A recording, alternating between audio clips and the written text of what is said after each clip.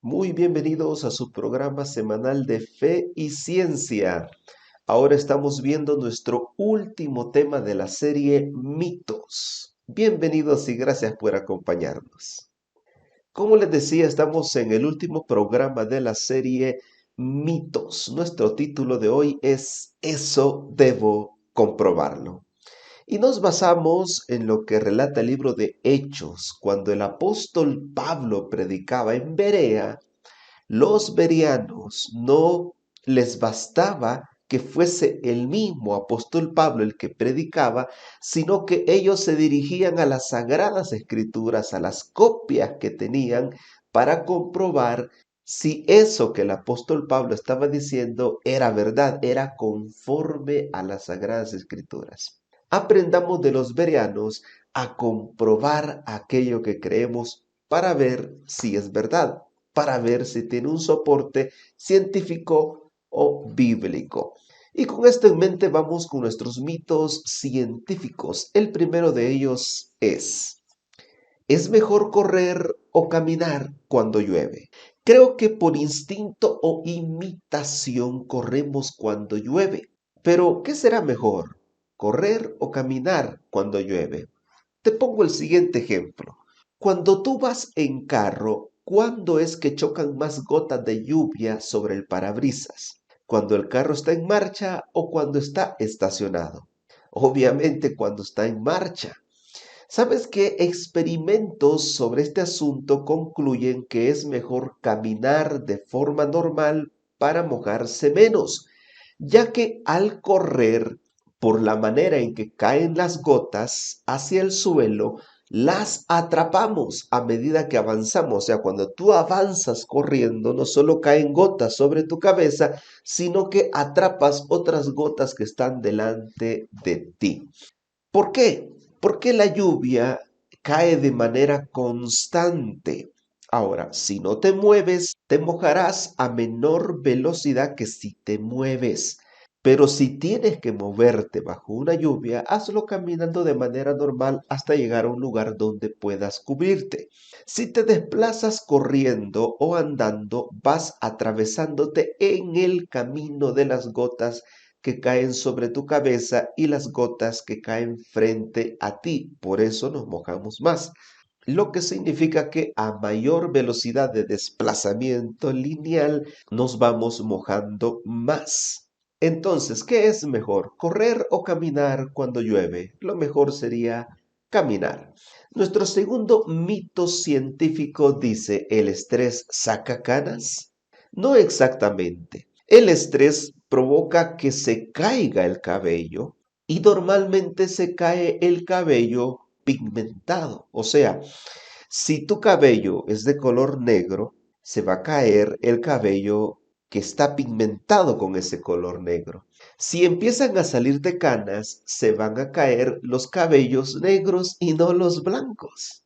Por lo que los cabellos pigmentados se caen y no las canas. Es decir, si ya tienes canas, el estrés te dejará solo con ellas. Si no tienes canas, corres el riesgo de que el estrés te pueda dejar calvo. Ahora, hay otros mitos relacionados con esto de las canas. Uno de ellos es el que dice que si te arrancas una cana, te salen dos, lo cual es falso. El otro mito dice que es el sol el que decolora el cabello, lo cual también es falso. ¿Qué hace que aparezcan las canas? Los principales culpables son los genes, el ADN y la falta de vitaminas. Estos tres factores determinarán a qué edad comenzarán a salirte las canas, porque la falta de vitaminas, sobre todo la B, hace que el cabello pierda su pigmento natural y hace que empiecen a surgir las canas. Sin embargo, en muy raros casos hay personas que conservan el color de su cabello hasta muy avanzada edad. Vamos con el siguiente mito científico. ¿Se puede ver la gran muralla china desde el espacio? Yo creo que esto lo hemos escuchado, ¿verdad?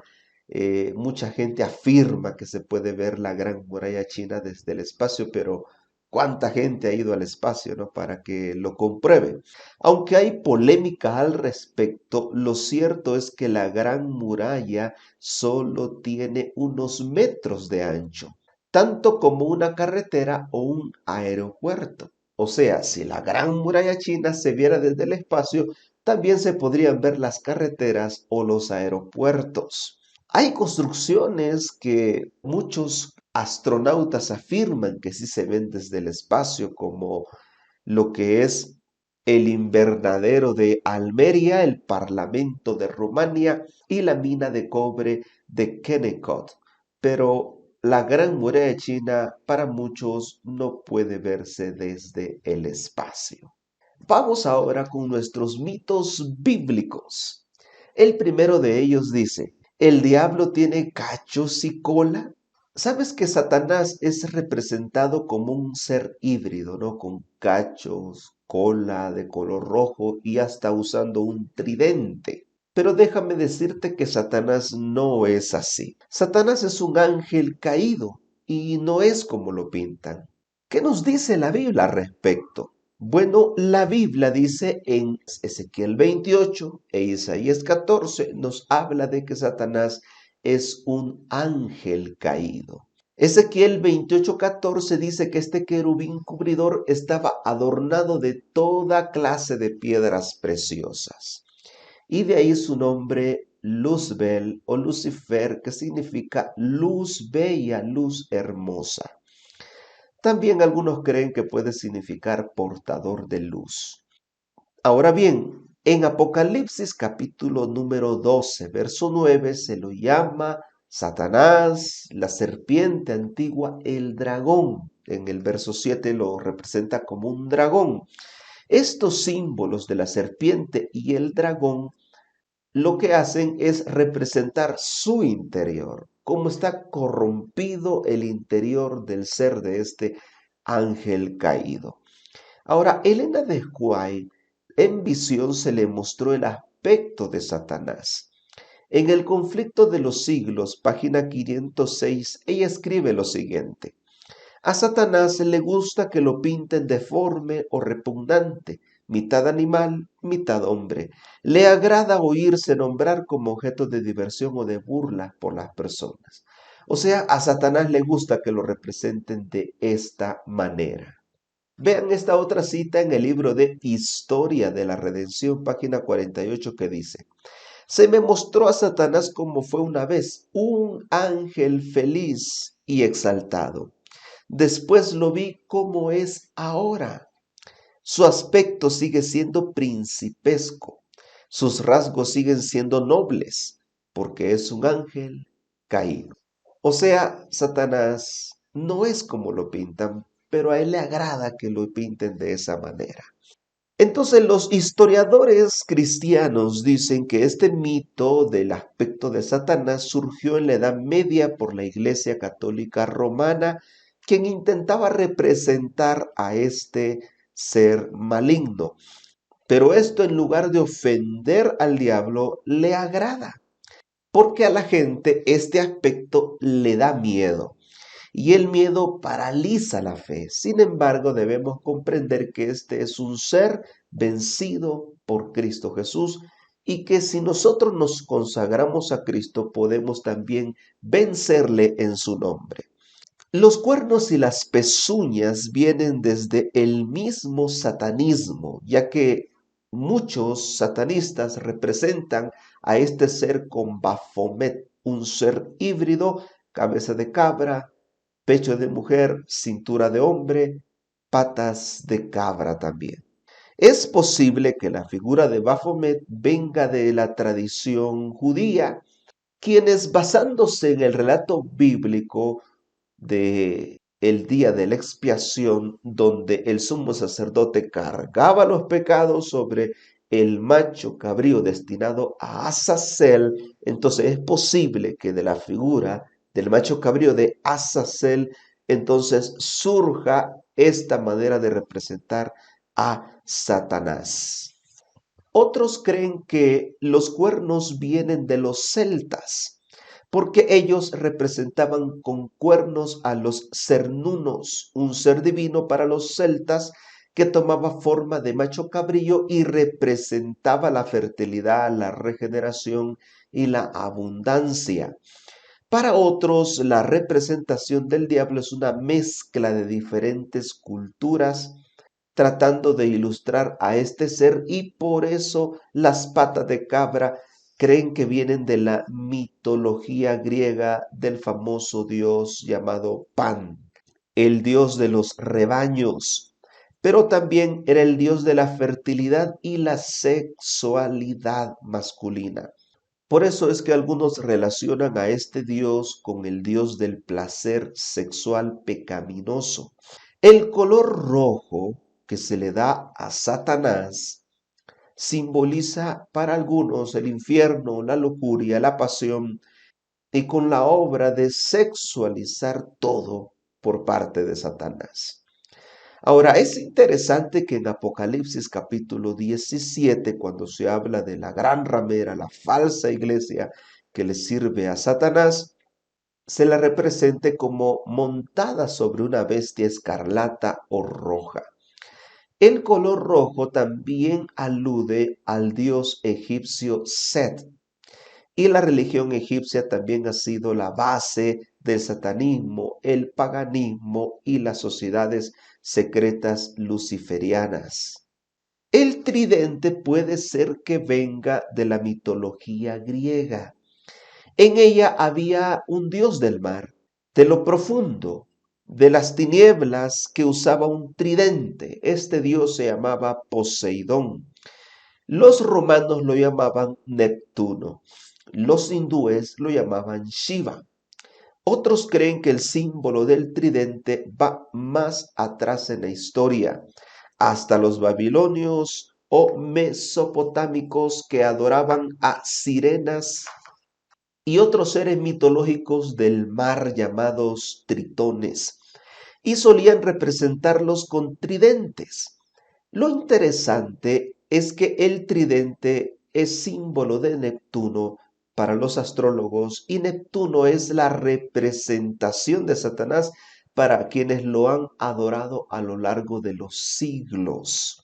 Entonces, este ser híbrido es la suma de cómo han querido representar al diablo los que lo adoran. No debiéramos usar este tipo de imágenes por curiosidad, mucho menos en contextos que puedan caer en algún tipo de adoración a este ser, porque Satanás mal paga al que bien le sirve. O sea, este es un ángel caído y todavía tiene un porte principesco. Representarlo así sería casi como adorarlo, como agradarlo, y lo que queremos es más bien reprenderlo. En realidad, al diablo no hay que tenerle miedo, porque es un ser vencido y condenado, pero no debemos enfrentarlo solos, ya que solamente por los méritos y la protección de Jesús es que podemos reprenderlo. Si por alguna razón te sientes acosado por este ser, repréndelo en el poderoso nombre de Cristo. Vamos ahora con el siguiente mito bíblico que dice: ¿se cayó de un caballo el apóstol Pablo? Sabemos por el relato del libro de los Hechos que el apóstol Pablo se dirigía de Jerusalén hacia Damasco a perseguir cristianos. En ese entonces se le llamaba por su nombre, que era Saulo de Tarso. Saulo de Tarso se dirigía hacia Damasco y tuvo su encuentro con Jesús. Entonces el relato bíblico dice que él cayó de rodillas. Bueno, algunos creen que iba sobre un caballo y cayó del caballo acostado en el suelo. La verdad es que Hechos capítulo 9, versos 3 y 4 no dice que iba sobre un caballo, sino que cayó de sobre sus pies, según Hechos 26, 16. O sea, Saulo de Tarso iba caminando cuando la luz de la gloria de Cristo se posó sobre él, y esa luz lo hizo caer postrado al suelo. Como dato interesante, debes saber que la distancia que recorrió el apóstol Pablo de Jerusalén hacia Damasco es una distancia de más o menos 290,2 kilómetros. Una distancia que en ese tiempo podía tardar varios días a pie. Pues las personas que se dirigían de Jerusalén a Damasco, como lo hizo Saulo de Tarso, tenían que atravesar el desierto de Jericó, tenían también que pasar por la Galilea, que es donde está el famoso lago de Galilea, y después tenían que subir por los montes del Golán hasta llegar a Damasco, que estaba bien al norte de Jerusalén, en el territorio de lo que hoy en día es Siria. Es más, se cree que cerca de la entrada a la ciudad fue que ocurrió este acontecimiento que le cambió la vida. Tercer mito bíblico. ¿Ascendió María al cielo luego de morir? No, ella fue enterrada en Éfeso. Saben, no hay evidencia bíblica de que María después de morir haya ascendido al cielo y se haya convertido en una especie de comediadora con Jesús. Lo que sí dice la Biblia es, número uno, que Jesús le encomendó a Juan, su discípulo, de cuidar a María hasta el día de su muerte. Así lo registra el Evangelio de San Juan en el capítulo 19, versos 26 y 27. Y lo segundo que sí dice la Biblia es que en Primera de Timoteo 2:5 dice que solo hay un Dios y un solo mediador entre Dios y los hombres, que es Jesucristo. Lo que ustedes ven aquí es una especie de cripta en una iglesia muy famosa en Jerusalén.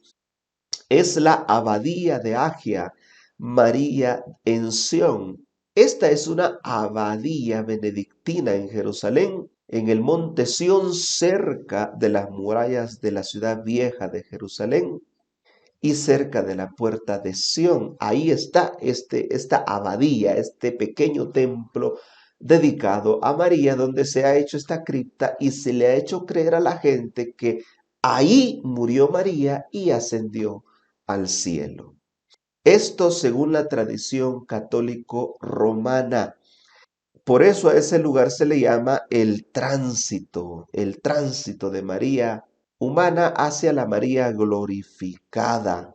Según el dogma establecido por el Papa Pío XII el 1 de noviembre de 1950, se cree que María entonces ascendió al cielo. Es interesante que noten que el Papa Pío XII hizo este dogma el 1 de noviembre, pues en ese día se celebra a los muertos y la celebración a los muertos tiene un origen pagano, no cristiano. Es más, como ustedes saben, en México ahí se celebra a la Santa Muerte incluso. Como sabemos, María no ascendió al cielo, no hay prueba bíblica que lo demuestre. Y como sabemos también, María no murió en Jerusalén. Pero ¿a dónde murió María? Como mencionamos, María fue llevada por el apóstol Juan a Éfeso, a más de 992 kilómetros. Vean, aquí está la ruta que llevaba a los peregrinos a la ciudad de Éfeso, que estaba bien al noroccidente de Jerusalén. También había algunos que hacían este recorrido por barco hasta llegar al puerto de Éfeso. María fue llevada aquí debido a la violenta persecución que vivían los cristianos en Jerusalén. Y se cree que ahí murió María y fue enterrada, pero no se sabe dónde fue enterrada. Es así que la Iglesia Vaticana estableció esta pequeña casa de oración donde, según ellos, está la tumba o el posible lugar donde María fue enterrada, pero esto es algo que tampoco se ha podido comprobar, pues no se sabe a ciencia cierta el lugar exacto donde María fue enterrada. Lo que sí se sabe por la tradición cristiana es que ella fue llevada a Éfeso por el apóstol Juan. Vamos ahora con el otro mito bíblico. ¿Prohíbe la Biblia la transfusión de sangre? No, no la prohíbe. Algunas religiones, así llamadas cristianas, se han caracterizado por prohibirle a sus miembros la transfusión de sangre. Hay reportes de casos donde los padres han dejado morir a sus hijos por no permitir que los doctores le hagan una transfusión de sangre. Lo peor de todo es que ellos dicen tener respaldo bíblico para esa creencia.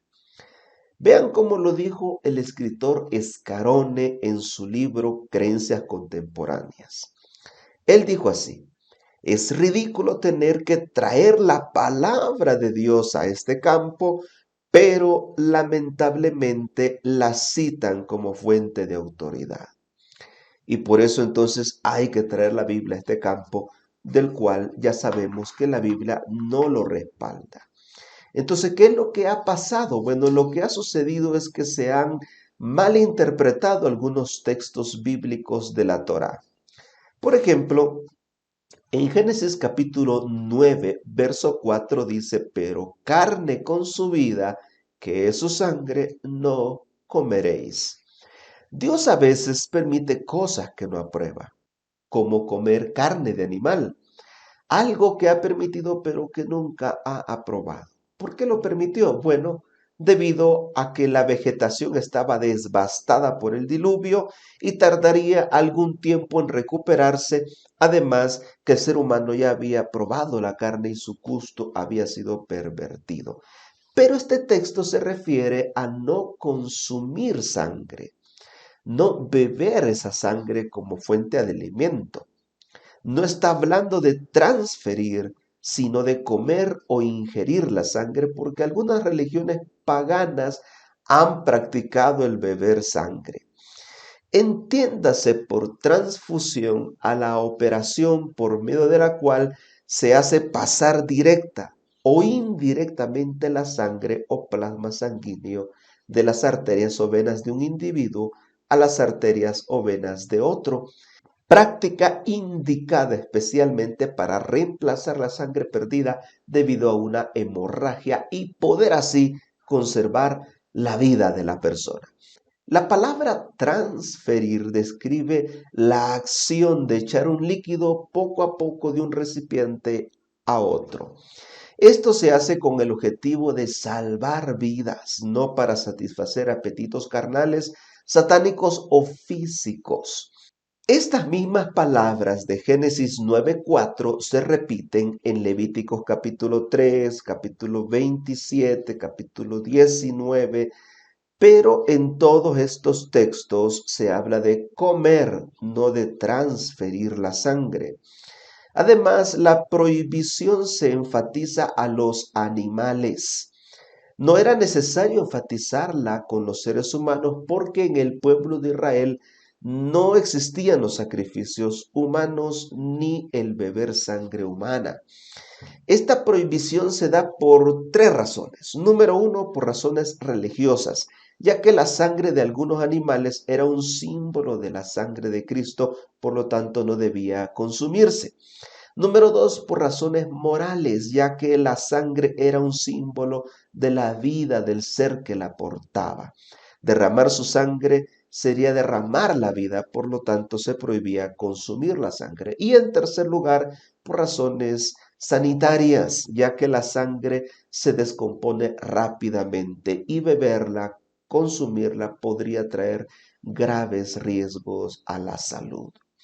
Por otro lado, la Biblia sí apoya la idea de transferir sangre a otra persona con el objetivo de salvar la vida. Esto porque Cristo sí dio su sangre, sí derramó su sangre con el objetivo de darle la oportunidad a cada persona del mundo de ser salva. O sea, Cristo sí donó voluntariamente su sangre al sufrir castigo en nuestro lugar. Así lo menciona la palabra de Dios en varios pasajes del Nuevo Testamento. Vean lo que dijo nuevamente el teólogo Escarone en su libro Credos Contemporáneos sobre este asunto de la transfusión de sangre. Cristo en el Calvario realizó una simbólica transfusión. Dio su sangre para que tengamos vida. Ahora vean lo que dice el libro de Hebreos en el capítulo número 9, verso 11 al 14. Pero estando ya presente Cristo, sumo sacerdote de los bienes venideros, por el más amplio y más perfecto tabernáculo no hecho de manos, es decir, no de esta creación, y no por sangre de machos cabríos ni de becerros, sino por su propia sangre, entró una vez y para siempre en el lugar santísimo, habiendo obtenido eterna redención.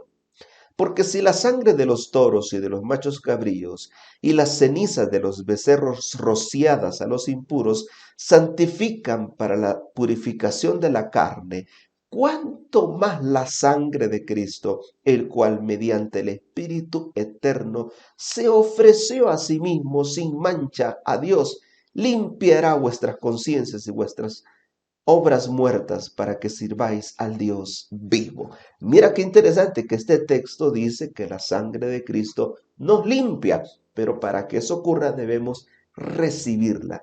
Debe haber una transfusión espiritual para recibir la sangre de Cristo a través del rito del bautismo o de la Santa Cena.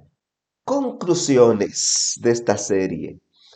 Yo quiero animarte a que los mitos no te hagan quebrantar los santos mandamientos de Dios.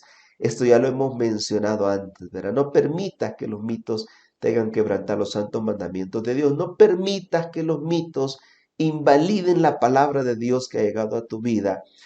No impongas mitos sobre otras personas si esa creencia que tú tienes te das cuenta que no tiene fundamento bíblico o científico y quieres seguir creyendo en ella, no la impongas sobre otros.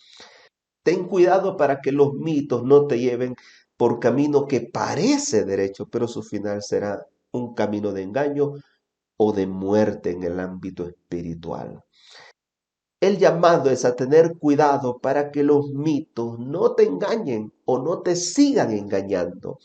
Pues Mateo 24:4 dice, mirad que nadie os engañe. Vamos a orar.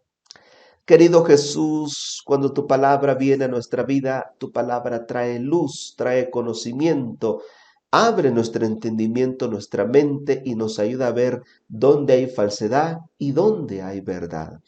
Ahora en esta serie, Señor, hemos visto que posiblemente teníamos creencias, prácticas o ideas que no estaban basadas en tu palabra.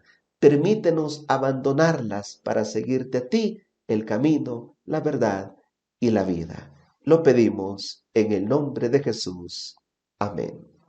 Que Dios te bendiga y nos vemos en la siguiente serie.